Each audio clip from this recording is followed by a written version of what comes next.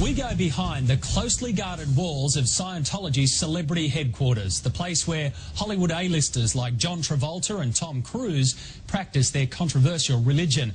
And now the church wants you.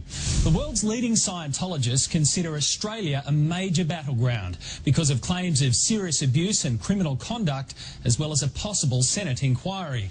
They're planning a massive blitz to fight back. Bryan Seymour's travelled to Scientology's Celebrity Centre and its global headquarters in Florida to find out more. Today I am a god. You know, I don't know if you've noticed it or not, but it's pretty messed up out there. It's kind of a challenge to live on planet Earth. I see. G'day, mate. Can I ask why you're filming people going into the conference? Thank you. Yes, I am, yeah. I'm a journalist from Australia. Dig through my trash, follow me to taking my kids to school in the morning, follow me to the grocery store. So there's no shortage of the things that the Scientology organization will do to silence their critics. Scientology is planning a major push in Australia. A new super centre will open mid-year, along with a publicity campaign to combat an avalanche of negative publicity. You've seen some of the stories we've reported on today tonight? Yes, I have. Well, buddy, you got it. Right here, right now. I'm angry. Real angry. Worldwide pattern of abuse. Oh, God, looking at human beings as assets. Scientology is not a religious organisation. The art and practice of self-deception. Who sent you here to photograph us here today? Are you with the Church of Scientology? It's incredibly hard to live with. It is a criminal organisation that hides behind its so-called religious beliefs. I started working in an organization in Albuquerque, New Mexico at the age of 9. I got a worker's permit. You know, I actually don't hear much about anything like that, frankly. Grabbed me and threw me into the back seat of a car and sat on me and wouldn't let me, held my hands down and wouldn't let me go. This story is not about religion. It's about what people do in the name of religion. It's a test of faith, of sanity, and control. 'Cause I gotta have faith.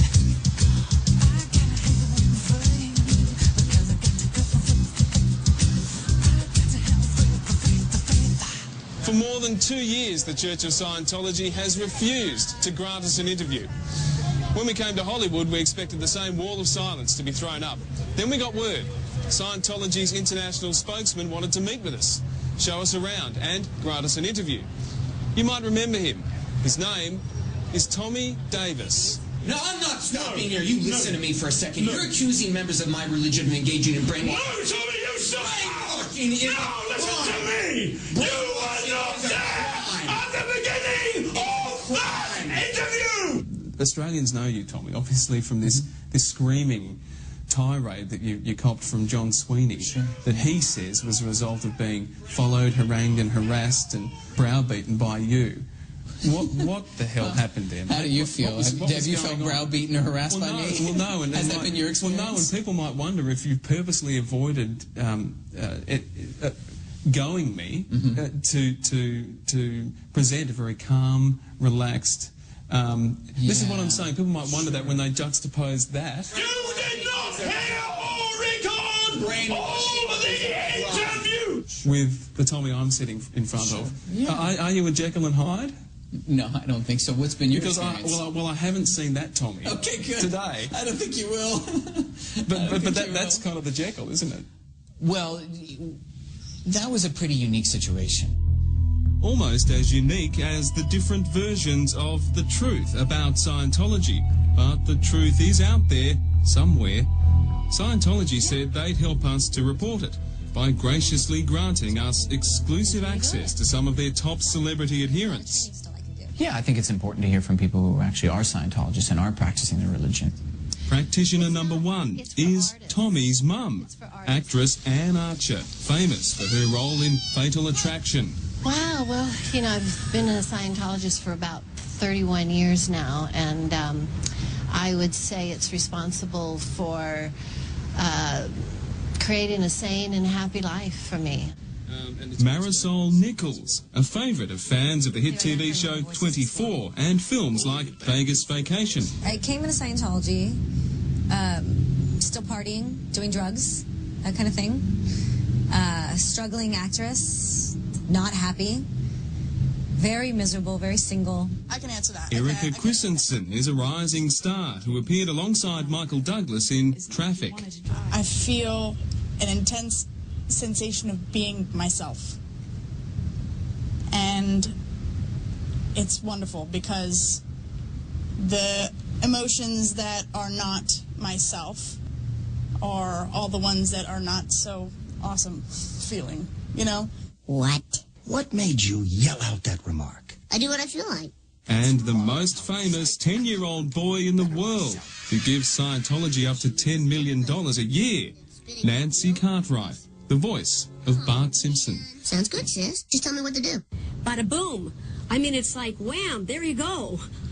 It was a new life for me. It was, well, not to get cross about it, but I just like, one of those things, finding a religion that you were started to embrace, meeting a guy and falling in love and then having a baby. And they all happened within such a short amount of time. And everything else has just been straight up for me. These lovely, talented performers are dedicated to Scientology.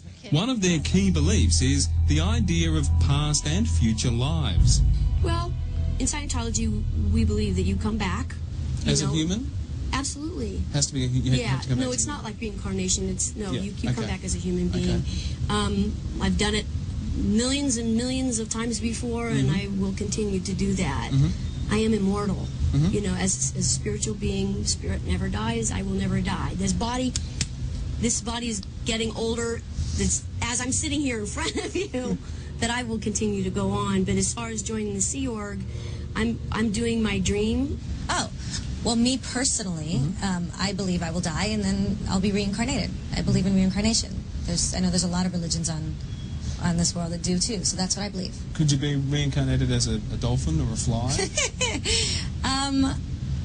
You know, I don't know. I don't have enough experience of going, oh yeah, I remember I died and I was this and I was, you know.